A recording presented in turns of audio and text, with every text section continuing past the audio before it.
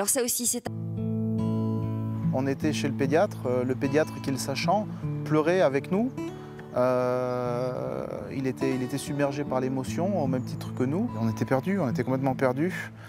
Là, tout se dérobe sous nos pieds, en fait. Il y a du mutisme, hein, c'est-à-dire que même si on parle en famille, on parle entre nous, on ne sait pas trop quoi dire, il y a surtout de la tristesse. On a commencé à découvrir en fait les conséquences, et ce qui est absolument intolérable pour nous, parents, et pour notre enfant, et pour son frère, c'était de savoir qu'à cette date-là, son destin était écrit, en fait, par le biais de la maladie. Accepter la maladie, non, je pense qu'on ne l'accepte pas. On n'accepte pas, on ne peut pas accepter, on est dans une forme de colère. Et en fait, je réagissais d'une manière assez différente de ma femme. Il y a eu un an où j'ai dit, bon, bah, je tiens la maison, quoi qu'il arrive, on va être fort. Et puis je me suis effondré complètement un an plus tard. On n'a pas touché le fond du gouffre en même temps. On survit, quoi. On est sur Terre, mais on n'y est pas, quoi. On n'y est pas, donc... Le premier réflexe a été tout de suite de protéger un petit peu ses enfants, parce qu'il ne faut pas oublier Bastien qui est là et qui souffre également de la maladie de son frère. Lucas a développé un grand sentiment de culpabilité par rapport à son frère. Il s'est dit bah, pourquoi lui et pas moi?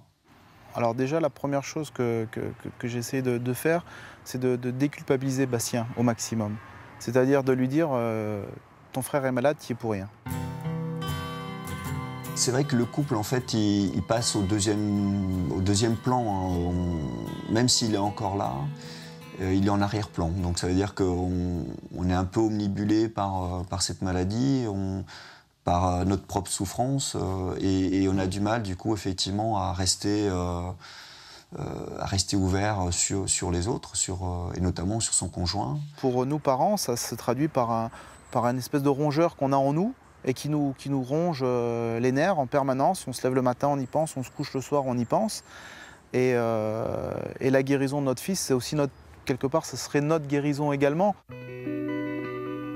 On n'a pas le droit, nous, parents, de s'effondrer, quoi. Notre fils, avec son sourire, sa gougne qu'il a, nous porte tous les jours. Peut-être qu'on apprend à vivre avec ça en se disant, bah, finalement, profitons du moment présent, et puis demain, on verra ce qui se passera, quoi.